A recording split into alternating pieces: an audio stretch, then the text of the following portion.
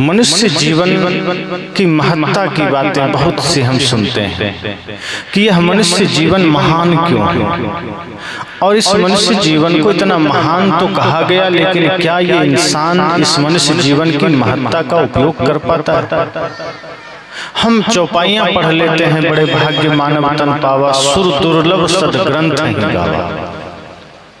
अक्सर लोगों की जुबान पर यह चौपाई होती है कि ये मनुष्य शरीर इतना बड़ा है, इतना महान है कि यह देवताओं को भी दुर्लभ है, और देवता लोग भी तरसते हैं मनुष्य शरीर पाने को। अब पता नहीं देवता तरसते हैं कि नहीं, ये तो कोई नहीं बता पाएगा, क्योंकि देवता होते सामने तो पूछते, लेकिन अब देवता तो सामने नहीं है, कैसे पता चले? पर सच तो यह है कि यह शरीर जरूर कीमती है। जो सच्चाई है कि यह मनुष्य शरीर की महानता तो है। सोचिए, अगर मनुष्य शरीर के अलावा किसी और खानी में होते, कुत्ता बिल्ली सांप छुछुंदर में होते, तो क्या इतनी सुख सुविधाओं में होते? तो क्या इतने सारे साधनों के साथ होते? ठंडी लगती जहां मन तहां पड़े होते, जो खाने को मिलता खा रहे होते। उसमें भी अगर कुत्ता पालतू है तब तो सेवा हो जाती है, और कहीं फालतू है तो लोग डंडे मारकर ठंडी में भी भगा देते हैं, उसे वहां भी कुछ नहीं मिलता। जानवर अगर पालतू है तब तो थोड़ा घास फूस मिल भी जाएंगे, लेकिन यदि फालतू है तो कोई पूछने वाला नहीं। तो मनुष्य जीवन की महत्ता तो है कि आज हम सबको मनुष्य जीवन मिला है, ये महान अवसर तो है। लेकिन इस मनुष्य जीवन का हमने सार्थक उपयोग क्या किया है? जब से हमने जन्म लिया है तब से अब तक इस मनुष्य जीवन का क्या उपयोग किया? क्या यह मनुष्य जीवन सिर्फ खेलने खाने कमाने के लिए मिला है? क्या यह मनुष्य जीवन सिर्फ एक दूसरे की निंदा शिकायत के लिए मिला है? क्या यह मनुष्य जीवन सिर्फ क्रोध करने के लिए मिला है? क्या यह मनुष्य जीवन भाई भाई में झगड़ने के लिए मिला है? अगर एक तरफ से आप विचार करेंगे तो आज हम और आप यही कर रहे हैं। सुबह उठते ही हम यह सोचते हैं कैसे हमारे जीवन में धन बढ़ जाए, कैसे हमारा घर बढ़ जाए, और कैसे दूसरे का कम हो जाए। एक आदमी मंदिर भी जाता है प्रार्थना करने, तो मंदिर में भगवान से यही मांगता है कि हे प्रभु, मुझे तो नौकरी दे देना, और पड़ोसी को जो नौकरी दिए हो उसका नौकरी छीन लेना। हे प्रभु, हमारे बेटे को तो पास करा देना और दूसरे के बेटे को फेल करा देना। आदमी भगवान से भी यही मांग रहा है। अपने लिए वो दुनिया का सारा खजाना मांगता है, दूसरे के लिए नरक मांग लेता है। अपने लिए वो 2-4 मंजिला मकान मांगता है, और पड़ोसी की झोपड़ी में भी आग लग जाए ऐसा मांगता है। अब सोचिए, जो आदमी भगवान के साथ भी यही कर रहा है, जो आदमी मंदिर में जाकर भी यही कामना कर रहा है, वो आदमी जीवन में क्या वो काम कर रहा है जिसके लिए शरीर मिला है? बड़े भाग्य मानुष तन पावा, क्या आप कह सकते हैं उस आदमी के लिए सच में ये बड़े भाग्य से मिला है? अगर यह शरीर बड़े भाग्य से मिला है, सौभाग्य से मिला है, तो सौभाग्य किसके लिए, सुंदर अवसर किसके लिए है? जो आदमी दूसरे पर दया करता है, जो आदमी करुणा करता है, जो आदमी दूसरे के दुख को देखकर द्रवित हो उठता है, जो भूखे को भोजन देता है, जो प्यासे को पानी देता है, जो भाई के साथ प्रेम का व्यवहार करता है, जो माता पिता में ही महादेव और माता पार्वती का दर्शन करता है, उसके लिए यह शरीर महत्वपूर्ण है, उसके लिए यह महान अवसर है। और जो आदमी ऐसा नहीं करता उसके लिए तो यह अभिशाप है, उसके लिए तो दुर्भाग्य है कि वो इस मनुष्य शरीर को पाया, जिस शरीर को पा करके भी वो दैत्य वाला काम कर रहा है, निशाचर वाला काम कर रहा है। सोचिए, जो आदमी किसी से घृणा कर रहा है, जो आदमी किसी से नफरत कर रहा है, जो आदमी किसी के लिए कांटे बो रहा है, जो आदमी भूखे को भोजन तक नहीं दे सकता, जो किसी प्यासे को पानी भी नहीं दे सकता, जो पड़ोसियों के लिए सुख की कामना नहीं कर सकता, क्या उसके लिए मनुष्य शरीर सौभाग्यशाली है? नहीं।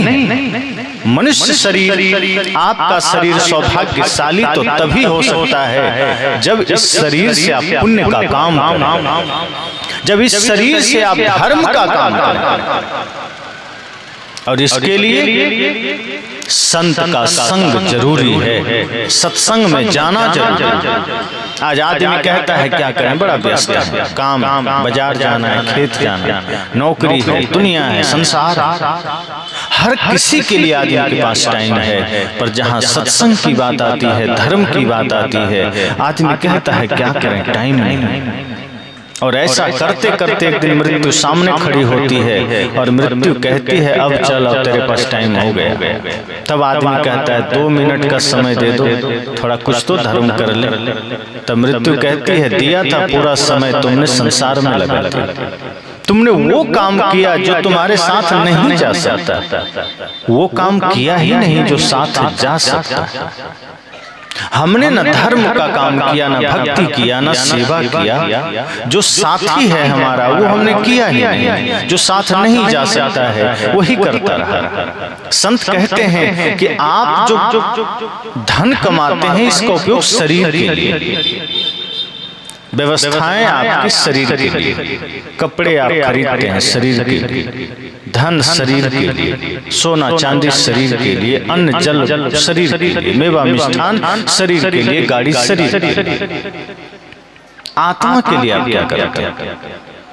शरीर को भोजन दीजिए, मना नहीं, देना ही पड़ेगा। शरीर को वस्त्र दीजिए, शरीर को सारी सुख सुविधा दीजिए। संत यह नहीं कहते कि कंगाल बन जाइए, संत कहते हैं बाहर से भी धनी बन जाइए, लेकिन आत्मा को आपने क्या दिया? शरीर का भोजन है अन्न जल फल फूल मेवा मिष्ठान दाल भात सब्जी, आत्मा का भोजन है भक्ति भजन धर्म सत्संग सत्य अहिंसा प्रेम, वो तो आपने दिया ही और यही साथ जाएगा।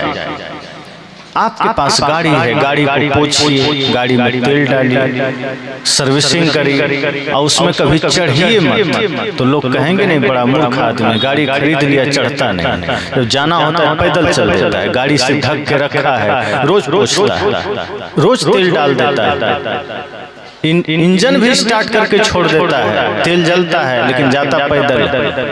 यही काम हम सब कर रहे हैं। इस शरीर में भोजन डाल रहे हैं, इस शरीर भी तो गाड़ी, इस शरीर भी तो वाहन है ना। शरीर क्यों मिला है? संसार से पार होने के लिए, संसार रूपी सागर से भवसागर से कैसे पार हो, उसके लिए प्रकृति ने यह शरीर दिया है और हम शरीर के साथ भी वही कर रहे हैं, भोजन दे रहे हैं, कपड़ा दे रहे हैं, और संसार से पार होना है तो हम इसको छोड़ करके माया में हम इसका उपयोग क्यों नहीं करते? अगर हम शरीर का उपयोग सेवा में करें, अगर हम शरीर का उपयोग भक्ति में करें, शरीर का उपयोग दूसरों के दुख दर्द मिटाने में करें, शरीर का उपयोग राष्ट्र सेवा में करें, मानवता की सेवा में करें, तो समझ जाइए कि आप इस शरीर का सार्थक उपयोग कर रहे हैं। फिर तो बड़े भाग्य, मानुष तन पावा सफल हो गया। फिर तो यह सोचिए कि देवताओं को भी यह दुर्लभ हो जाएगा। लेकिन यदि हम गलत काम कर रहे हैं, छीना झपटी कर रहे हैं, माता पिता का दिल दुखा रहे हैं, भाई का दिल दुखा रहे हैं, पड़ोसी का दिल दुखा रहे हैं, पुत्र को सही संस्कार नहीं दे रहे हैं, तब फिर बड़े दुर्भाग्य से मानुष तन पावा हो जाएगा। फिर तो दुर्भाग्य से मनुष्य शरीर मिल गया जिसका उपयोग हम कर नहीं पाए, जिसका सदुपयोग नहीं कर पाए।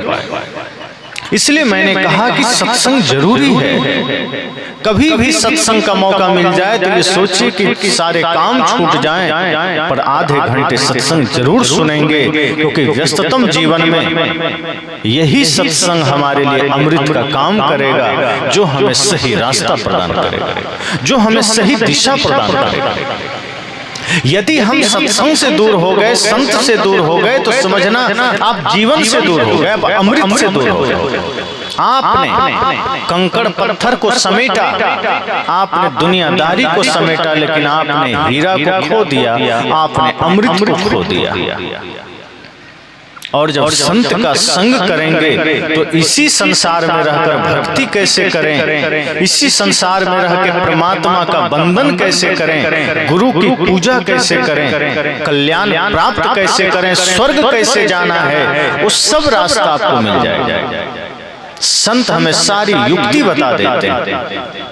इसीलिए संत की महिमा है। इसीलिए श्री राम ने माता सबरी को कहा था, प्रथम भक्ति संतन कर सर। कहा था कि माता, यदि तुम जीवन में सदा शांति चाहती हो, सदैव खुशी चाहती हो, स्वर्ग मोक्ष चाहती हो, तो संतों का संग करना, क्योंकि संत तुम्हें हर जगह सुख समृद्धि से जीने का सूत्र बता देंगे। गृहस्थ जीवन में रह के साधना कैसे करें, परिवार में रह करके स्वर्ग का जीवन कैसे जिएं, ये सूत्र संत बता सकते हैं। और इसके लिए जब हम संत की शरण में जाते हैं तो वहाँ हमें संत सेवा बताते हैं, भक्ति बताते हैं, विनम्रता बताते हैं कि अगर हम कुछ बड़ा करना बनना चाहते हैं तो हमें छोटा बनना होगा। भगवान श्री कृष्ण राजसूय यज्ञ में जब सब लोगों ने राजसूय यज्ञ ठाना पांडवों ने, तो भगवान श्री कृष्ण ने क्या कहा कि मुझे भी कुछ ड्यूटी दे दो। सब लोगों ने ड्यूटी लिया, किसी ने स्टोर रूम संभाल लिया, किसी ने बाजार का काम संभाल लिया, किसी ने कुछ। भगवान श्री कृष्ण ने कहा हमको कोई जिम्मेदारी नहीं दी। युधिष्ठिर ने कहा अब तो कोई काम बचा ही नहीं, आपको क्या दे और आप क्या करेंगे। तो श्री कृष्ण ने कहा सबसे निकम्मा हम ही हैं क्या, हम भी कुछ कर सकते हैं, हमको भी काम दो। तब लोग पांडवों ने कहा आपके लायक कोई काम ही नहीं बचा। श्री कृष्ण ने कहा मुझे अभी भी दो काम नजर आ रहा है। कहा क्या? कहा जो संत जन आएंगे उनका चरण मैं धोऊंगा और जूठे पत्तल में उठाऊंगा। और वही किया श्री कृष्ण। छोटा हो गए क्या वो और बड़े हो गए। हम आप तो अपने घर में खा के थाली खिसका देते हैं, मच्छी भिनभिनाती रहती है, हम उठाते नहीं, और हम सोचते हैं हम कृष्ण का भक्त बन जाएं। भगवान कृष्ण ने संदेश दिया, ये सीख दिया समाज को कि जब आप विनम्र होते हैं, छोटा होते हैं, तो आपको दुनिया बड़ा बना देती है, फिर आप लोगों के दिलों में राज करते हैं। अगर लोगों के दिलों में राज करना है तो विनम्र हो जाइए, छोटा बन जाइए। तो ये शिक्षा संतजन देते हैं कि आप अगर चाहते हैं इस संसार में सुख से रहना तो सबसे पहले छोटा बनिए। अपने अंदर ये भाव रखिए कि सब हमसे बड़ा है। इसको लेकर संकुचित धारणा नहीं बनाना है, यह भाव बनाना है कि सब श्रेष्ठ हैं, सबके प्रति हमारा आदर का भाव। और जो विनम्रता से जो काम किए जा सकते हैं, जो नम्रता से जो काम किए जा सकते हैं, वो अकड़पन से कभी नहीं होता। अब आप सोचिए कि जैसे 20-25 किलो बालू यहाँ रख दें और उसमें 5 किलो चीनी मिला दें और हम कहें कि कोई बहुत बड़ा पहलवान इस एरिया का बुलाइए वाला कर देगा। कोई पहलवान आ जाए कि चलो भाई बालू से चीनी अलग करो, तो भयंकर से भयंकर पहलवान भी हार मान लेगा, हमसे नहीं होगा। फिर हम कहें जो सबसे ज्यादा तेज विद्यार्थी है वो आ जाए, कहेगा हमसे भी नहीं होगा। हम कहें फिर हाथी बुलाइए, हाथी भी बहुत ताकतवर है, हाथी से भी नहीं होगा, IAS IPS से भी नहीं होगा, नेता अभिनेता से भी नहीं होगा। तब किससे होगा? तब कह दें कि एक थोड़ा चींटी को इधर बुला दीजिए। चींटी आ जाए, वो 5 किलो चीनी को बालू से अलग कर देगी और पता भी नहीं चलेगा। बालू ज्यों का त्यों रह जाएगा, चीनी एक एक करके वो चुन लेगी। जो काम हाथी ना कर सका, जो काम बड़े बड़े पहलवान ना कर सका, जो काम IAS IPS ना कर सका, वो एक चींटी ने कर दिया। इसका अर्थ क्या हुआ? अर्थ ये हुआ कि जो काम विनम्रता से किया जा सकता है, जो काम नम्रता से किया जा सकता है, वो अकड़पन से नहीं हो सकता। ऐसे ही संसार में गुरु की भक्ति, परमात्मा की भक्ति सब जगह मौजूद है, हमें सिर्फ करना है। लेकिन करने के लिए करना क्या होगा? तो इस माया रूपी बालू में भक्ति भी तो यही है। इसी शरीर में माया है, इसी शरीर में भक्ति भी। इसी संसार में गुरु का ज्ञान है तो इसी में अज्ञानता भी। तो सब मिला हुआ है। जब हम चींटी की तरह भाव करके विनम्र हो जाते हैं, छोटा हो जाते हैं, तो इस समस्त जगत के बालू से हम भक्ति निकाल लेते हैं, हम सेवा निकाल लेते हैं, हम शांति निकाल लेते हैं। लेकिन ये हमें करना पड़ेगा। अगर हम अपने जीवन का महत्व ही न समझेंगे, अगर हम इसे माया में गंवाते चले जाएंगे, दुनियादारी में गंवाते चले जाएंगे, तब हम नहीं कर पाएंगे। इसके लिए हमें सजग होना होगा, जागरूक होना होगा कि ये जो जीवन हमें मिला है ये बड़ा कीमती है, बड़ा मूल्यवान है। वैसे तो वर्तमान में कौन क्या है ये ज्यादा मायने नहीं रखता। अभी बहुत ऐसे लोग हैं, बहुत से बच्चे हैं जिसके बारे में आप नहीं कह सकते कि ये कल क्या हो सकता है। कोई नेता बन जाए, कोई वैज्ञानिक बन जाए, कोई बड़े डीएम कलेक्टर बन जाए, कौन जानता है। कोई मंत्री, मुख्यमंत्री, प्रधानमंत्री बन जाए। आज भले वो साधारण है, कल क्या हो सकता है ये बहुत महत्वपूर्ण है। कई बार ऐसा होता है कि हमें लगता है हम तो बहुत साधारण हैं, पर ये मत भूलिए कि एक बीज को अगर सही माहौल मिल जाए तो बीज वृक्ष बन जाता है। ऐसे ही संत कहते हैं कि नर कब नारायण बन जाए ये कोई नहीं जानता, बस उसको सही माहौल मिलना चाहिए, सत्संग मिलना चाहिए। और वो योग्यता हर किसी के अंदर है, वर्तमान में नहीं दिख रहा है। लेकिन जब व्यक्ति लग जाता है सेवा साधना में, ध्यान में, वो व्यक्ति कुछ आगे कर ले जाता है। इसी वजह से मनुष्य शरीर को कीमती कहा गया। आज कोई आदमी साधारण है इस वजह से नहीं कहा गया, लेकिन कल वो हो सकता है असाधारण बन सकता है, बड़ा बन सकता है। एक गुरु थे, उन्होंने अपना उत्तराधिकारी चुनना चाहा कि हम किसको अपना उत्तराधिकारी बनाएं, कौन मेरे बाद होगा, किसकी दृष्टि इस जगत के प्रति कैसा है, ये जानना जरूरी है। एक ही आदमी सुबह से शाम तक जगत को कैसा देखता है, दूसरा आदमी कैसा देखता है, ये बहुत महत्वपूर्ण है। सुबह उठते ही एक साधारण आदमी देखता है सूर्योदय हुआ है, वो आदमी सोचने लगता है अब हमें नाश्ता करके खेत में जाना होगा। एक डॉक्टर सोचता है अब हमें क्लिनिक जाना होगा। एक वकील सोचता है हमें कोर्ट जाना होगा। एक चोर सोचता है हमें घर में छिप जाना होगा, क्योंकि लोग दिन में देख लिया तो कहीं मार पीट दे, रात होगी तो फिर निकलेंगे।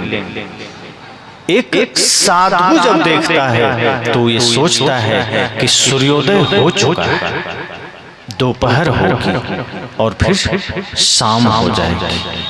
उस संत यह सोचता है हमारे जीवन का भी तो सूर्योदय हुआ था, जन्म हुआ था, अब धीरे धीरे दोपहर हो रहा है, अर्थात जवानी आ रही है, और फिर धीरे धीरे बुढ़ापा और मृत्यु आ जाएगी, अर्थात सूर्यास्त हो जाएगा, शाम ढल जाएगी।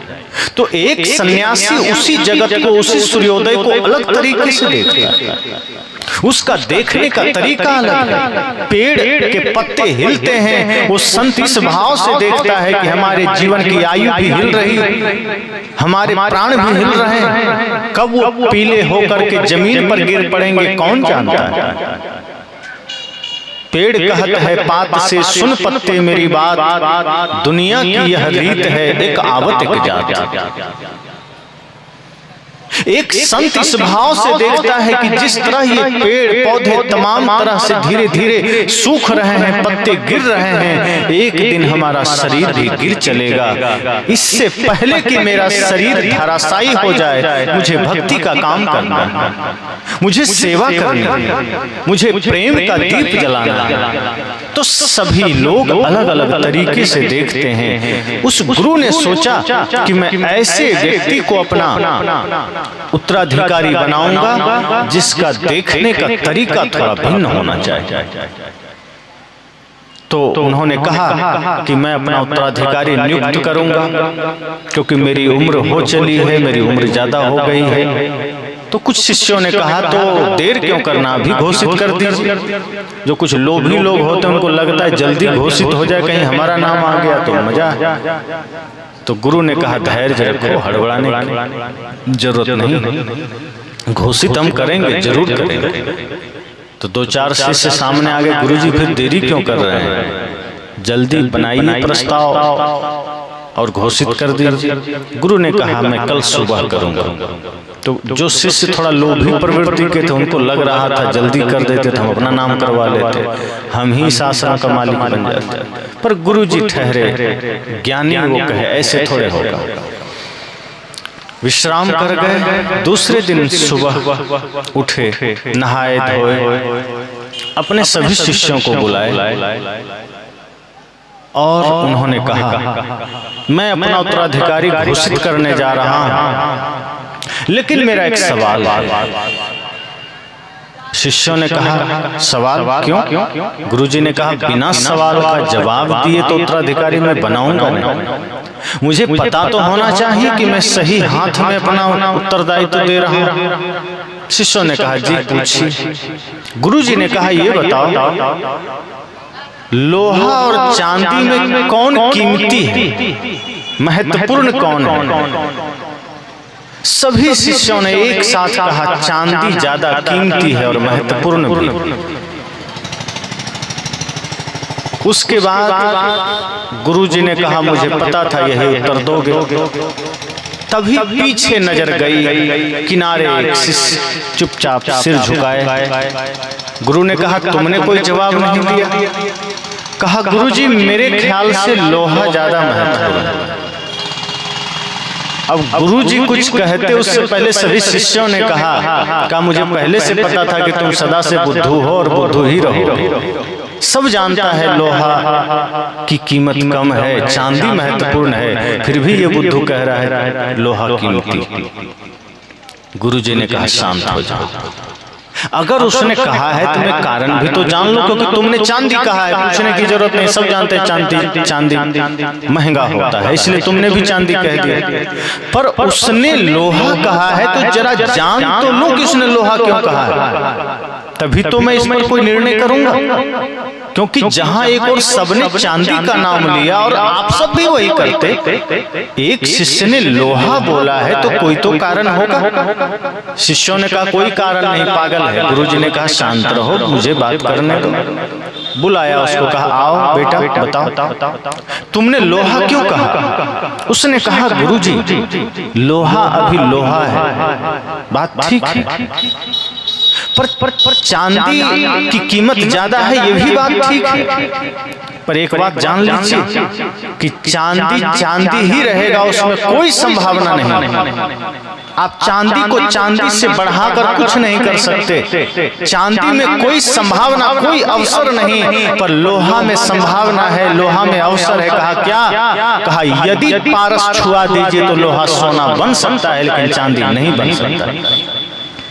इसलिए लोहा ज्यादा कीमती है, क्योंकि उसमें संभावना है, उसको बनाया जा सकता है, उसको बढ़ाया जा सकता है, उसका विस्तार हो सकता है। चांदी का कुछ नहीं हो सकता। गुरुजी ने कहा बात तो तुमने बिल्कुल ठीक कहा है। जिस व्यक्ति में संभावना छिपा है उसको बड़ा बनाया जा सकता है, जिसकी संभावना ही खत्म हो गई उसका तो कोई उपाय नहीं है। और बात तो ठीक है कि अगर लोहे को पारस का संग मिल जाए तो लोहा सोना बन जाता है। इसलिए लोहा कीमती है, इसलिए नहीं कि वो वर्तमान से तुलना कर रहा है। शिष्य की दूरदृष्टि काम कर गई। शिष्य ने कहा आज मैं लोहे को लोहे के रूप में नहीं देख रहा, मैं ये देख रहा हूं कि लोहा क्या बन सकता है, मैं ये देख रहा हूं कि लोहा क्या हो सकता है। मैं आदमी को इस दृष्टि से नहीं देखता कि आदमी वर्तमान में क्या है, मैं इस दृष्टि से देखता हूं कि आदमी क्या हो सकता है, आदमी में क्या संभावना है। कुछ बच्चे जब कभी कभी सामने आते हैं तो हम लोग भी बच्चों को सिर्फ इस दृष्टि से नहीं देखते, वो बच्चे मात्र बच्चे हैं। हम ये देखते हैं कि अगर इन्हें सही संस्कार मिल जाए, अगर इन्हें सही शिक्षा मिल जाए तो यही बच्चे कोई श्रवण कुमार बन सकता है, कोई भगत सिंह के सरीखे बन सकता है, कोई चंद्रशेखर आजाद की तरह बन सकता है, कोई श्री राम श्री कृष्ण की तरह बन सकता है। गुरु जी ने कहा तुम पास हो गए, क्योंकि जिसके भीतर ये दूरदृष्टि है, जिसके भीतर दूरदर्शिता है, जो संभावनाओं को पहचान लेता है, वही हमारा उत्तराधिकारी हो सकता है। जिसकी दृष्टि सीमित हो गई, संकुचित हो गई, वो मेरा उत्तराधिकारी नहीं बन सकता। हम भी आपसे यही कहते हैं, जीवन में कभी ये मत सोचिए कि बस जो है वो है, आप अपने को आगे बढ़ा सकते हैं।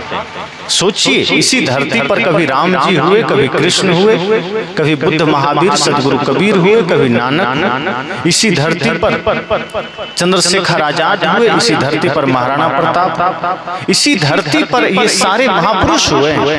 इन्होंने क्या बचपन से ऐसा था, धीरे धीरे अपनी संभावनाओं को बढ़ाते चले गए, धीरे धीरे अपने भीतर के सामर्थ्य को जगाते चले गए, और कोई नेताजी सुभाष हो गए, कोई लक्ष्मीबाई बन गई, कोई खुदीराम बोस बन गए, कोई कबीर बन गए, कोई बुद्ध महावीर बन गए, कोई श्री राम, कोई कृष्ण बन गए, कोई श्रवण कुमार बन गए, कोई मीरा, कोई सबरी बन गए। उन्होंने अपने जीवन के संभावनाओं को विकसित किया, बढ़ाया गुरु संतों के सानिध्य में। हम और आप भी जब ये ठान लें कि हमें अपने भीतर के संभावनाओं को विकसित करना है, तो ये जीवन कीमती हो जाता है। फिर तब हम कह सकते हैं कि बड़े भाग्य मानुष तन पावा, कि बड़े ही भाग्य से, बड़े ही सौभाग्य से ये मनुष्य शरीर मिला है, और हमें कुछ करके जाना। जीवन को व्यर्थ मत गंवाइए, ये मत सोचिए कि जो मिला है खा पी के चल देना। ये जीवन बड़ा कीमती है, अगर इस बार खो गया तो फिर मिले ना मिले कोई नहीं जानता। ये जीवन मिला है कुछ अच्छा करके जाने के लिए। अगर अच्छा करके जाएंगे तो अपने छोड़िए, गैर भी आपको याद करेंगे, और अगर कुछ बिना किए चले गए तो गैर अपने भी भुला देंगे। इसलिए ऐसा जीवन मत बिताइए कि अपने लोग भी आपको भुला दें 10 दिन 20 दिन में। जीवन को ऐसा बनाइए, ऐसा कुछ करके जाइए कि आप भी प्रेरणा बन सकें। और वो कर्म क्या है? भक्ति का, सेवा का। अगर जीवन में सिर्फ भक्ति आ जाए तो जीवन अमर हो जाता है। अमर होने का दूसरा कोई रास्ता नहीं। या तो कोई आदमी बहुत ज्यादा पाप करे तो अमर हो जाता है, जैसे रावण हो गया, पाप करके अमर हो गया, सब नाम जानता। कंस अमर हो गया। वर्तमान में देखिए तो लादेन अमर हो गया, अफजल गुरु अमर हो गया, सब नाम जाता है। कसाब अमर हो गया। पाप किया, दुष्टतई किया, अमर हो गए। और या तो इतना बढ़िया काम करिए, इतना पुण्य परोपकार का काम करिए, इतना धर्म का काम करिए कि ये लोग आपको जानने लगे। तो करना क्या है? करना यह है कि यह सोचिए कि मेरा जीवन, मेरी शक्ति, मेरी विद्या, मेरा धन पाप का कारण नहीं बने। ये ठान लीजिए कि मेरी बुद्धि, मेरा बल, मेरी विद्या, मेरा धन विनाश का कारण नहीं बनेगा, पाप का कारण नहीं बनेगा। संकल्प ले लीजिए इस सत्संग में कि जब भी हमारा धन जाएगा वो धर्म के उत्थान में जाएगा, समाज के उत्थान में जाएगा। हमारी विद्या समाज उत्थान में जाएगी, हमारा बल समाज के विकास में जाएगा, राष्ट्र निर्माण में जाएगा। यह कोशिश कीजिए कि आपका जीवन राष्ट्र या समाज के निर्माण में बाधक न बने, सहायक बने। जब हम इस तरह सोच लेंगे तो हमारे किसी कर्म से समाज और राष्ट्र का कोई अहित नहीं होगा। अभी हम ये सोचते ही नहीं, हमारी दृष्टि बहुत संकुचित है, अपने से ज्यादा नहीं सोचते। हर माँ बाप ये सोचते हैं बच्चे को बढ़िया पढ़ा दें, लेकिन अपने माता पिता की हम सेवा कर सके ये हम नहीं सोचते। आपके माता पिता भी आपको बड़े ही भाव से पढ़ाए लिखाए, आपको योग्य बनाए। आज जिस तरह आप अपने बच्चों के लिए चिंतित हैं, कभी आपके माता पिता आपके लिए चिंतित थे। आज आप अपने बच्चे को बढ़िया भोजन दे रहे हैं, कपड़ा दे रहे हैं, बढ़िया पढ़ाई करवा रहे हैं। आपके पिताजी भी आपके लिए यही सोचे थे, लेकिन आज हालत क्या है? हम अपने पत्नी और बच्चे के अलावा अपने पिता का ध्यान रखना छोड़ दिए, माँ का ध्यान रखना छोड़ दिए। माता पिता आंसू बहा रहे हैं। अब बेटा शिव मंदिर में जाके जल चढ़ा रहा है, भगवान कृपा कर। अब जब आप अपने ही पिता का अनादर कर रहे हैं तो जगत पिता महादेव आप पर प्रसन्न होंगे क्या? जब आपकी वजह से आपके पिता के आंख में आंसू है, आपके माँ के आंख में आंसू है, तो माता दुर्गा खुश होंगी क्या? नहीं होंगे। वो खुश तभी होंगे जब आपकी माँ आपसे खुश हो जाए, जब आपके पिता आपसे खुश हो जाए। अगर आपने अपने माता पिता के आंख में आंसू न आने दिया तो समझ जाइए शिव पार्वती सब खुश है। और अगर आपने अपने कर्म से अपने भाई को, अपने पुत्र को, अपने माँ को, अपने पिता को रुला दिया तो कोई भगवान, कोई गुरु खुश नहीं हो सकते। इसलिए मैंने कहा कि जीवन छोटा है, ऐसा काम करके जाइए जो आपको भी सुख शांति दे और आपकी वजह से समाज में भी सुख शांति समृद्धि आए। अपने बच्चों को सही संस्कार दीजिए। आप पढ़ा देते लेकिन उसको संस्कार नहीं देते। आप सोचते हैं बेटा IAS बने, IPS बने, अन्य ऊंचे पदों पर चले जाएं, पत्रकार बन जाए, इंजीनियर बन जाए, डॉक्टर बन जाए, वकील बन जाए, वैज्ञानिक बन जाए, लेकिन कभी ये सोचते हैं कि बेटा एक अच्छा इंसान बन जाए। आप उसको जो भी बनाना है बनाइए, संत जन कभी रोकते नहीं।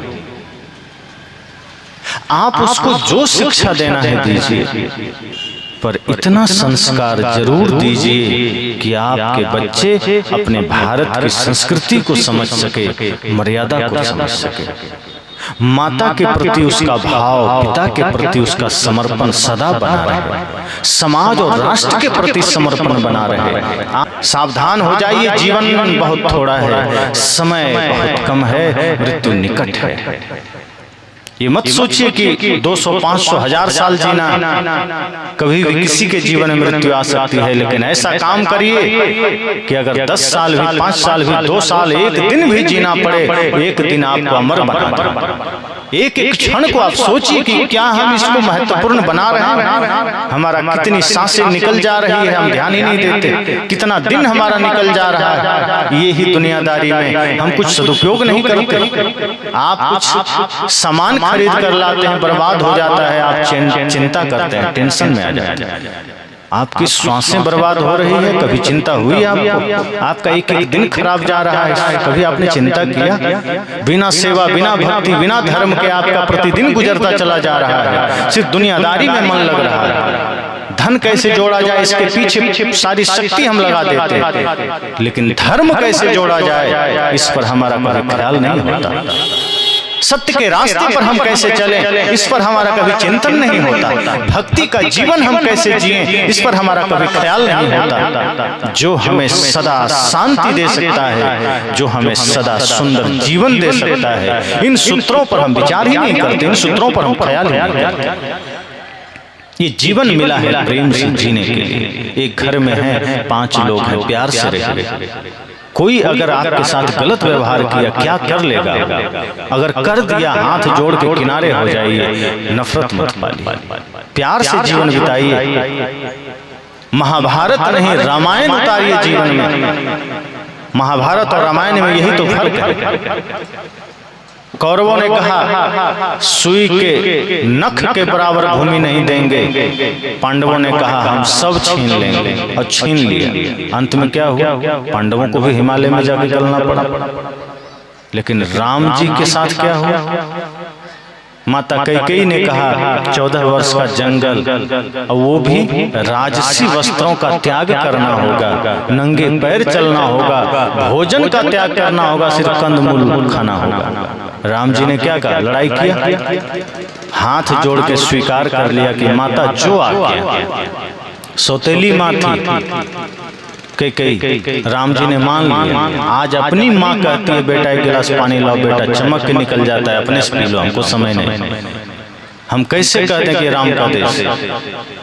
सिर्फ राम का नाम जुबान पर चलता है, राम का काम नहीं चलता। सिर्फ रामायण लोग पाठ करते हैं, रामायण को जीवन में उतारते नहीं। जिस दिन राम का काम लोगों के जीवन में उतर जाएगा, ये देश ऐसे ही स्वर्ग बन जाएगा।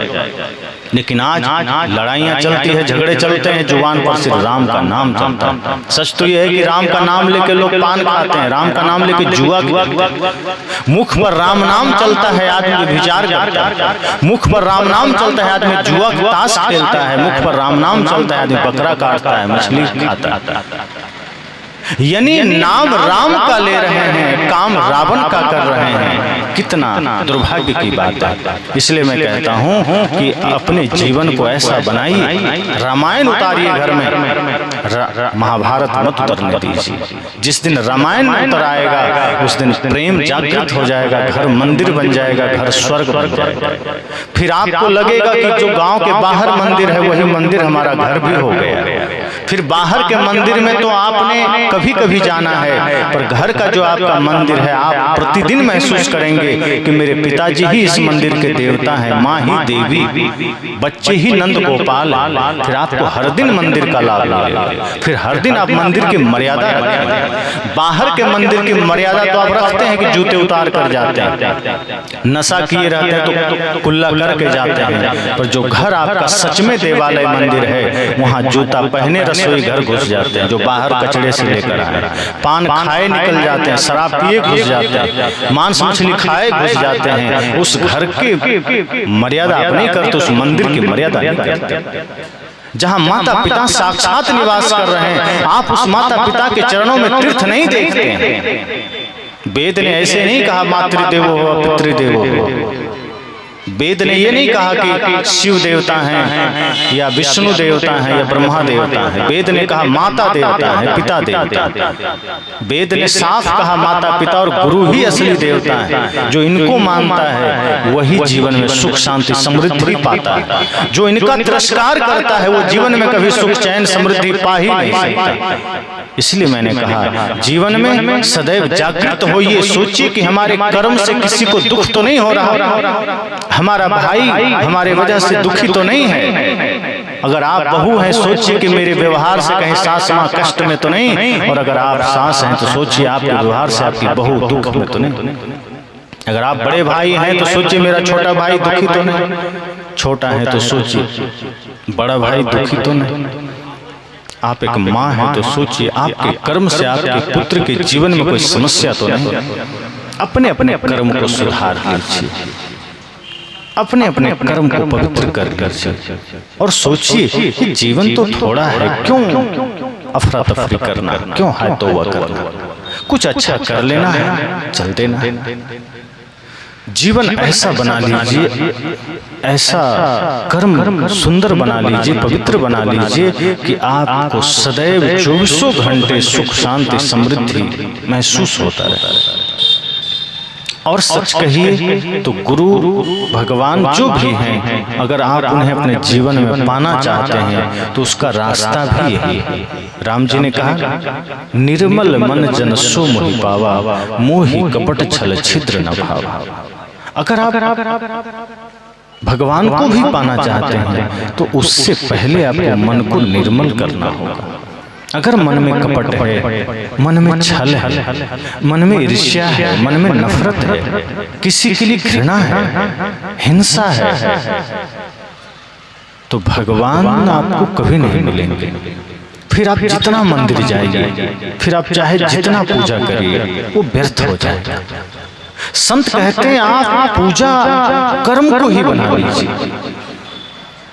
हम करते क्या है, कर्म को कभी नहीं बदलते, अलग से जाके पूजा कराते हैं, अगरबत्ती घुमा लेते हैं, जल चढ़ा देते हैं, बेलपत्र चढ़ा लेते हैं, और कर्म हमारा गंदा है। संत कहते हैं अपने कर्म को इतना पवित्र बना लीजिए कि आपका कर्म ही पूजा बन जाए। फिर आप अगर झाड़ू सड़क में भी लगाएंगे तो आपका सड़क में झाड़ू लगाना पूजा बन जाए। फिर आप किसी भिखारी को एक मुट्ठी अन्न दे देंगे तो उस भिखारी को एक मुट्ठी अन्न देना भी भगवान को भोग लगाना बन जाए। अगर आप ग्राहक को सामान देंगे और पवित्र भाव से देंगे तो ग्राहक को सामान देना भी पूजा बन सकता है। आप शौचालय साफ करेंगे पवित्र मन से तो शौचालय सफाई भी पूजा बन सकता है।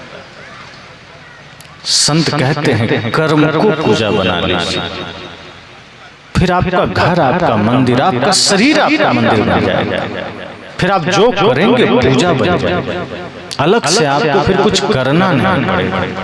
फिर आप मुख से जो मीठे शब्द बोलेंगे वही प्रार्थना बन जाएगा।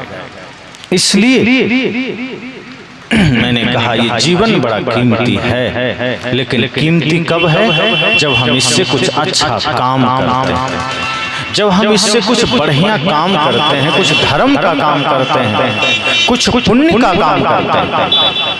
अगर इस शरीर से हम सिर्फ पाप करते चले जा रहे हैं, अगर इस शरीर से हम सिर्फ लोगों का दिल दुखाते चले जा रहे हैं, अगर इस शरीर से हम सिर्फ लोगों को दर्द देते चले जा रहे हैं, हिंसा करते चले जा रहे हैं, तो फिर ये शरीर बहुत दुर्भाग्य है कि मिल गया।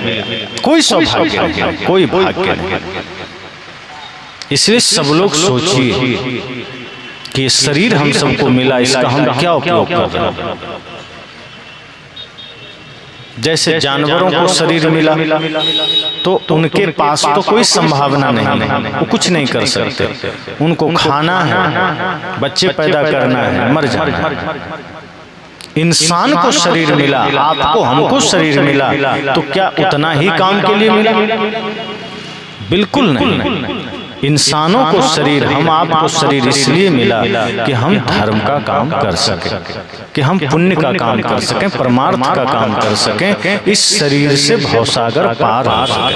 हम तो रोज नया भवसागर बनाते चले जा रहे हैं, हम तो रोज अपने जीवन में दाग लगाते चले जा रहे हैं। मनुष्य शरीर मिला था दाग छुड़ाने के लिए, हम तो दाग लगाए चले जा रहे हैं। कभी क्रोध का दाग लगा रहे हैं, कभी कामना का दाग लगा रहे हैं, कभी नफरत का दाग लगा रहे हैं, कभी घृणा का दाग लगा रहे हैं, कभी हिंसा का। इसमें हमें इन दागों को छुड़ाना है, इन दागों को मिटाना है, और इसके लिए गुरु संत की संगत आवश्यक है, सत्संग आवश्यक है। बहुत से लोग आपको बता देंगे, कई सत्संग ऐसे भी होते हैं जिसका नाम तो सत्संग है, लेकिन वास्तव में वो सत्संग होता नहीं। कई जगह मैंने सुना है, वहां आपको बताया जाएगा कि आपको कोई धर्म का काम करने की जरूरत नहीं। कई जगह मैंने सुना है, आपको बताया जाता है और आदमी कंफ्यूज हो जाता है, संदेह में आ जाता है, क्या करें। मंच से यह कहा जाता है कि आपको भाई के साथ व्यवहार बढ़िया करने की जरूरत नहीं है, माता पिता के साथ बढ़िया व्यवहार करने की जरूरत नहीं है, मांस मछली छोड़ने की जरूरत नहीं है, आपको बढ़िया काम करने की जरूरत ही नहीं है। बस एक बार तुलसी का माला आइए हम पहना देते हैं, आप सीधे स्वर्ग चले जाएंगे। आप जितना पाप करना है कीजिए। ऐसे ठगों से सावधान रहिए। अगर ऐसा है तो फिर रामायण झूठी हो जाएगी, गीता झूठी हो जाएगी, फिर वेद झूठे हो जाएंगे। क्योंकि गीता में भी यही बात आई है कि मन को निर्मल कीजिए, कर्म को सुधारिए, और रामायण में भी यही बात आई है कि दया धर्म को धारण कीजिए, सत्य को धारण कीजिए। रामायण में तो कई बार कहा गया, परम धर्म श्रुति विदिता हिंसा, धर्म न दूसर सत्य समाना, कि धर्म सत्य से दूसरा कोई नहीं, सत्य ही सबसे बड़ा धर्म है, अहिंसा ही सबसे बड़ा धर्म है। परहित सरिस धर्म नहीं भाई, दूसरे का हित करना ही धर्म है। तो फिर रामायण तो झूठी हो जाएगी। अगर आप सब छल करिए, पाप करिए, जुआ खेलिए और सिर्फ तुलसी का माला पहन के ओम नमः शिवाय बोलिए तो स्वर्ग चले जाएंगे। फिर रामायण झूठी, वेद झूठा, गीता झूठी, फिर कृष्ण झूठे हो गए। फिर तो मानने की जरूरत नहीं, मंदिर बनाने की जरूरत नहीं, सत्संग करने की जरूरत नहीं। फिर जीवन भर पाप करिए, अंत में एक तो माला पहनिए, उतर जाइए गंगा। तो फिर कृष्ण कहते हैं नहीं, ये भक्ति नहीं। राम कहते हैं ये भक्ति नहीं। भक्ति ये है कि आपको धीरे धीरे अपने मन सा वाचा कर्मणा, अपने मन को, अपने वचन को, अपने कर्म को निर्मल करना होगा, पवित्र करना होगा। अगर मन में कपट भी है तो प्रभु नहीं मिलेंगे। राम जी साफ कह रहे हैं, निर्मल मन जन सो मोहि पावा, मोहि कपट छल छिद्र न भावा। जिसका मन निर्मल है, जिसका मन पवित्र है, वही मुझे पा सकता है। जो हिंसा करता है, जो जुआ खेलता है, जो ठगता है, जो व्यभिचार करता है, जो अपने भाई के साथ धोखा करता है, जो अपने माता पिता का निरादर करता है, क्या वो भगवान को पा सकता है? क्या वो स्वर्ग को पा सकता है? कभी नहीं। रावण ने यही तो किया, जुआ खेलता था, स्त्रियों का अपमान करता था, भाई को लात मारा, पत्नी के साथ गलत किया, माता पिता का अनादर किया, इसलिए रावण हो गया। और राम जी ने क्या किया? भाई का सम्मान किया, भाई को प्यार दिया, माता पिता का सम्मान किया, सबका सम्मान किया, इसलिए वो राम हो गए, भगवान हो गए। अगर कोई कहता है कि रावण वाला सारा कर्म करिए और अंत में भगवान का नाम ले लीजिए स्वर्ग मिल जाएगा, फिर गलत बात। फिर राम जी कहते हैं फिर ऐसे आदमी को स्वर्ग नहीं मिलेगा, वो जीवन में ही नर्क भोगा है, आगे भी नर्क भोगेगा। लेकिन आज ऐसे लोग बहुत हैं समाज में जो कहता है कि हमारे पास आइए, हम दीक्षा देंगे, सीधे स्वर्ग भेज देंगे। इतने कॉन्फिडेंस से बोलते हैं जैसे एक अलग कहीं स्वर्ग इन्होंने खुद बना रखा है, जहां आपको एकदम भेज ही देंगे। स्वर्ग का अर्थ भी जिन्हें पता नहीं, वो आपको स्वर्ग भेज रहे हैं। हमारे संतों ने कहा स्वर्ग तो आप जीते जी पा सकते हैं, करना बस इतना है, मन को निर्मल कर, जीवन में भक्ति को धारण कर, सेवा को धारण कर, और जैसे ही आपका मन निर्मल होगा, जीते जी स्वर्ग है, जीते जी शांति है, जीते जी सुख है, समृद्धि। माता सबरी के पास क्या था? सोना चांदी कुछ था नहीं था, महल नहीं था, झोपड़ी थी वो भी टूटी हुई, कपड़े थे वो भी फटे हुए, और रावण के पास सोने की लंका था, सारा साम्राज्य था, सारा वैभव था, पर नहीं था तो क्या? रावण के पास मन की निर्मलता नहीं थी, भक्ति नहीं थी, सेवा नहीं थी। उसके पास अहंकार था, पाप था, वैभव था, समृद्धि थी, लेकिन उसका मन निर्मल नहीं था, उसके पास सत्य नहीं था। और माता सबरी के पास बाहर का कुछ नहीं, न सोना, न चांदी, न समृद्धि, कुछ नहीं, लेकिन क्या था? भक्ति थी, निर्मलता थी। तो राम जी उनके जूठे बेर खा लिए, और माता सबरी के जीवन में जो शांति, जो समृद्धि थी, वो रावण के पास नहीं थी।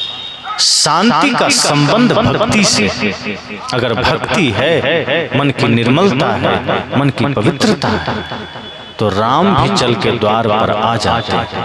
और मन में गंदगी है तो राम द्वार पर तो आएंगे, लेकिन धनुष बाण लेकर रावण की तरह बध करने, न कि आपको माता सबरी की तरह आशीर्वाद देने। अगर मन में विदुर जैसी निर्मलता है, मन में विदुर जैसी भक्ति है, तो कृष्ण का चरण आपके द्वार तक आ सकता है। आप चाहे साग रोटी ही क्यों न खिलाएं, कृष्ण स्वीकार कर लेंगे। लेकिन यदि दुर्योधन जैसी अकड़, दुर्योधन जैसा आतंक, दुर्योधन जैसा घमंड है, तो आप 56 प्रकार के व्यंजन भी बना के रखे हैं, तो कृष्ण अगर आ भी गए तो आपका भोजन, आपका आतिथ्य स्वीकार नहीं करेंगे, और आप चाहे जितनी कोशिश कर लें, कृष्ण ठुकरा देंगे और बोलेंगे कि तुम्हारे भोजन में अहंकार की गंध है, इसलिए मैं तुम्हारा भोजन स्वीकार नहीं किया, चाहे तुम मेवा मिष्ठान ही क्यों न बनाए। और तब कृष्ण का चरण कहाँ चला जाता है? विदुर के द्वार पर। और विदुर जी के यहाँ क्या है? साग और रोटी है। और कृष्ण वो साग रोटी खाकर क्या कहते हैं? अमृत का स्वाद भी फीका है इसके सामने। क्यों? क्योंकि उस साग रोटी में प्रेम है, उस साग रोटी में भक्ति है, उस साग रोटी में समर्पण। सदैव इस बात का ध्यान रखिए कि जीवन में अगर समर्पण है, भक्ति है, सत्य है, अहिंसा है, प्रेम है, करुणा है, तो किसी भी रूप में आपके द्वार पर भी भगवान आ सकते हैं। लेकिन यदि छल है, कपट है, हिंसा है, व्यभिचार है, तो अगर कभी भगवान आ भी गए तो बद्ध करने आएंगे, वरदान देने तो बिल्कुल नहीं आएंगे। इसीलिए मैं कहता हूँ कि सत्संग थोड़ा भी हो, हम सबको जाग कर बैठना है, हम सबको सजग होना है कि ये सत्संग हमारे जीवन के लिए, हमारे जीवन को जगाने के लिए, ना जाने कब हम थोड़ी सी बातों से जग जाए। अंगुलीमाल कितना देर सुना, बुद्ध रास्ते में चले जा रहे हैं, थोड़ी देर की भेंट हुई और लोग गुजरते थे, डर से कांपने लगते थे। लेकिन बुद्ध जब अंगुलीमाल के सामने आए तो अंगुलीमाल भी हैरान हो गया कि ये कौन आदमी है जो इतना शांत खड़ा है। क्योंकि जो निर्भीक हो गया है, जो निडर हो गया है, जो करुणा के शिखर पर है, जो प्रेम की मूर्ति है, उसके अंदर इतनी करुणा समाहित हो जाती है कि संसार से वो डरता ही नहीं, बल्कि अपने प्रेम से संसार को शांत कर देता है। अंगुलीमाल भी हैरान है कि ये कौन है आखिर जो कांप नहीं रहा है मेरे सामने। और तब अंगुलीमाल ने क्या कहा, ठहर जाओ। बुद्ध ने कहा मैं तो ठहर गया, तुम कब ठहरोगे। अंगुलीमाल को ये भी बड़ा आश्चर्य हुआ कि आज तक कोई पलट के हमको जवाब देने का साहस न कर सका। मुझे देखते ही आदमी बेहोश हो जाता था, ये कौन है जो पलट के हमको कह रहा है। तब अंगुलीमाल ने कड़क शब्दों में कहा, लगता है तुम नए, तुम्हें पता नहीं मैं कौन हूं। मैं अंगुलीमाल हूं, मुझे देखकर लोग भयभीत हो जाते हैं। और तुम कह रहे हो तुम कब ठहरोगे, क्या मतलब है तुम्हारा। बुद्ध ने कहा मतलब साफ है, मैं ठहर चुका हूं। अंगुलीमाल ने कहा तुम चले जा रहे थे और तुम कह रहे हो मैं ठहर चुका हूं, और मैं ठहरा हुआ हूं, तुम कह रहे हो तुम कब ठहरोगे। बुद्ध ने कहा मैं कब का हिंसा का रास्ता छोड़ दिया, मैंने क्रोध का मार्ग छोड़ दिया, मैंने पाप का मार्ग छोड़ दिया, अब मैं प्रेम के रास्ते पर। लेकिन तुम आज भी हिंसा के मार्ग पर दौड़े चले जा रहे हो, तुम पाप के मार्ग पर दौड़े चले जा रहे हो, तुम कब ठहरोगे। यह सुनते ही पहली दफा अंगुलीमाल को आश्चर्य हुआ कि कौन है। और जब भगवान बुद्ध ने अपनी करुणा भरी दृष्टि से अंगुलीमाल को निहारा तो इतनी तेज थी बुद्ध के आंखों में, इतना प्रेम था बुद्ध के आंखों में, इतनी करुणा थी कि वो तेज अंगुलीमाल बर्दाश्त न कर सका। उसकी आंखें झुक गई, सिर झुक गया, हाथ जुड़ गए दोनों। और तब अंगुलीमाल ने कहा प्रभु क्षमा करिए, आज मुझे नया जीवन मिल गया। थोड़ी देर सत्संग हुआ, सत्संग ही तो सत्संग क्या है जहां जीवन बदल जाए। कोई जरूरी नहीं कि पंडाल लगे तो ही सत्संग हो, जहां से भी हमारा जीवन बदल जाता है वो सत्संग है। थोड़े देर के सत्संग में अंगुलीमाल बदल गया, थोड़े देर के सत्संग में रत्नाकर बदलकर वाल्मीकि हो गया। ऐसे कितने लोग जो 2 मिनट 5 मिनट में बदल जाते हैं। हमें भी सोचना है कि ये कुछ क्षण का सत्संग हमें मिला, हम क्या कर रहे हैं। ये सत्संग आपको एक ऐसा चिंतन प्रदान करेगा कि जब आप घर जाइएगा, नेत्र बंद करके जब अकेले होइएगा, विचारिएगा, इस सत्संग रूपी दर्पण में स्वयं को निहारिएगा कि मेरे अंदर क्या कमियां हैं और क्या मैं इन कमियों के साथ ही धरती से चला जाऊं। क्या मैं इसी के लिए इस धरती पर आया था। आंखें बंद करके विचारिए कि नहीं, मैंने ये मनुष्य शरीर इसलिए नहीं पाया है कि मैं ऐसे ही पाप को लेकर चला जाऊं, मैं ऐसे ही हिंसा के साथ चला जाऊं, मैं ऐसे ही नफरत के साथ चला जाऊं। मैंने इस शरीर को इसलिए पाया है कि मैं इस जीवन को पवित्र करके जा सकूं, सत्य के रंग में रंग के जा सकूं, प्रेम के रंग में रंग के जा सकूं। मुझे यहाँ से ऐसा करके नहीं जाना है कि मेरे जाने के बाद पीछे लोग गालियां दें। मुझे ऐसा बन के जाना है, ऐसा करके जाना है। सदगुरु कबीर ने कहा है, कबीर जब हम पैदा हुए जग हंसे हम रोए, ऐसी करनी कर चलो हम हंसे जग रोए। उन्होंने कहा कि जब हम इस धरती पर जन्म लेते हैं तो सभी बच्चे रोते हैं और माँ बाप हंसते हैं। साहब कहते हैं ये मजबूरी है। बच्चे जब जन्म लेते हैं तो रोना और परिवार के लोगों का हंसना ये आपकी मजबूरी है। आप उस समय हंस नहीं सकते। अगर बच्चे उस समय ना रोए तो परिवार के लोग रोने लगते हैं कि क्या हो गया, बच्चा रो क्यों नहीं रहा। इसलिए जब बच्चे रोते हैं तो लोग खुश होते हैं कि चलो बच्चा ठीक है, स्वस्थ है। साहब कहते हैं वो आपकी मजबूरी थी, पर अब जीवन में ऐसा काम मत कर लेना कि फिर भी आप रोते हुए जाइए और लोग हंसें। नहीं, जब जन्म लिए थे तो मजबूरी थी कि आप रोते हुए जन्म लिए, अब कोई मजबूरी नहीं।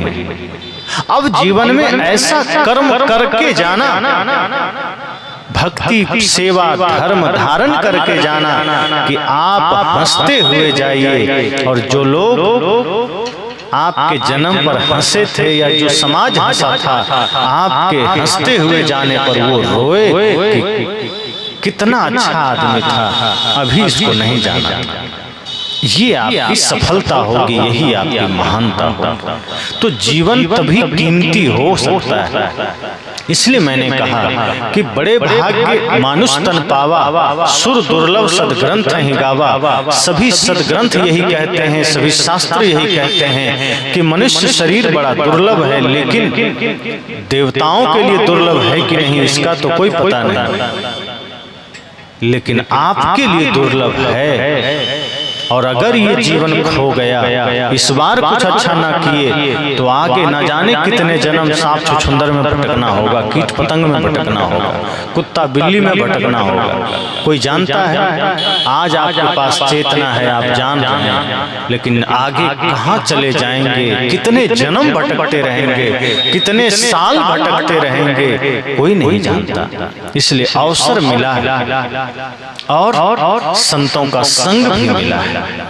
संसार का काम भी करिए, साथ साथ भक्ति का काम कर लीजिए, सेवा का काम कर लीजिए। बने जो कुछ धर्म कर ले यही एक साथ जाएगा। साहब ने कहा दिए लाखों की दौलत भी साथ रहने न पाएगा। अगर कोई लाखों करोड़ों भी आपको दे देगा, कमा लेंगे तो जाते समय सब यहीं छूटेगा। लेकिन ये जो भक्ति का धन है, सत्य का धन है, प्रेम का धन है, ये आपसे कोई बांट नहीं सकता, ये आपसे कोई लूट नहीं सकता, ये आपका अपना धन है। इसलिए कोशिश करिए कि भक्ति कभी खोए, हमारे जीवन से प्रेम कभी ना खो जाए, हमारे जीवन से सत्य कभी ना खो जाए।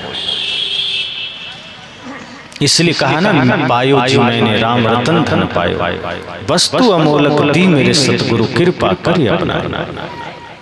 उसमें और भी कहा, खर्चे नहीं कोई चोर न लूटे, दिन दिन बढ़त सवाई, पायो जी मैंने राम रतन धन पायो। ये भक्ति का धन कभी घटता नहीं, इसको कोई बांट नहीं सकता, ये बढ़ता जाता। इसलिए मनुष्य शरीर बड़ा महत्वपूर्ण है और आज जो है इसको आप बड़ा बना सकते हैं, इसको विशाल बना सकते हैं, इसको विस्तृत कर सकते हैं। अगर आप नहीं कर पाए तो कोशिश कीजिए अपने बच्चों में ऐसा संस्कार दीजिए कि आपके बच्चे कुछ अच्छा कर ले जाएं।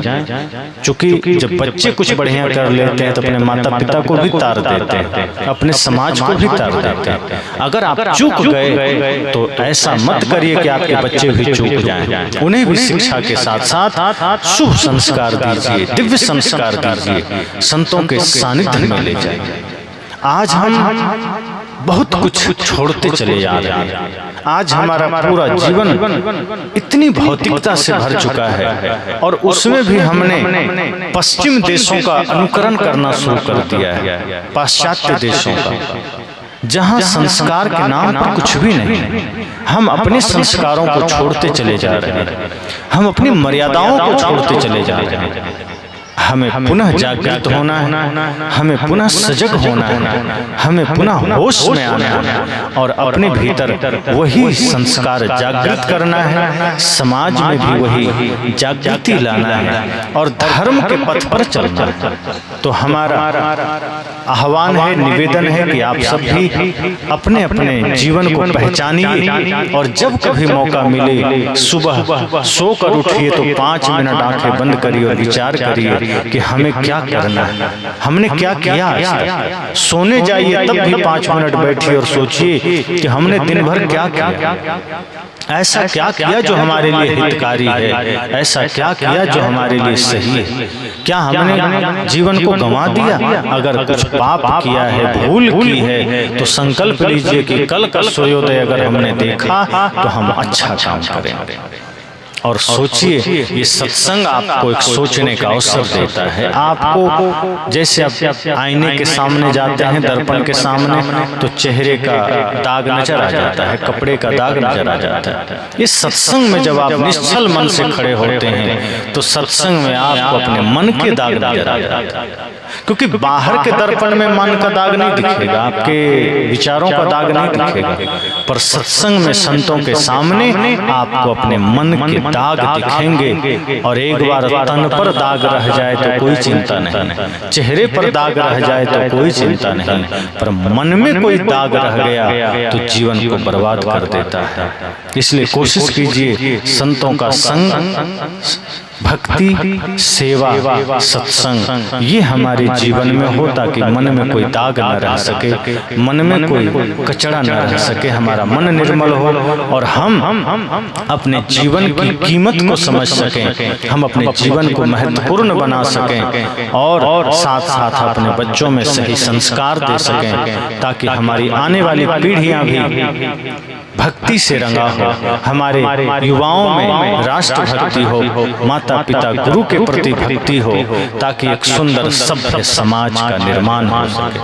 तो यही संकल्प के साथ और साथ साथ आप सब जब भी वक्त मिले गिद्धेश्वर धाम आइए। संत कबीर राष्ट्र निर्माण संघ जो कि एक संस्था जो हमने स्थापित किया है, जहाँ समाज के लिए, राष्ट्र के लिए जो कुछ भी बन सकता है सेवा करने का संकल्प के साथ उसकी शुरुआत हुई है। तो आप सब उस अभियान से जुड़ सकते हैं, अपना योगदान दे सकते हैं और आगे अपने जीवन को महत्वपूर्ण बनाने का संकल्प लीजिए। इसी के साथ वाणी को विराम देता हूँ।